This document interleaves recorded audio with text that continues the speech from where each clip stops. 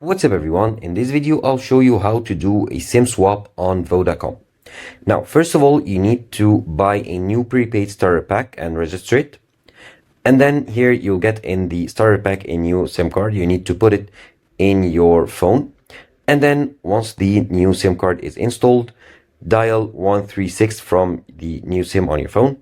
And then you can select the option to use your old cell phone number so that you can swap the SIM but keep all your services, details and phone number and everything. And then you'll be routed to a call center consultant who will do the same swap for you. And then you need to place the new SIM into your device.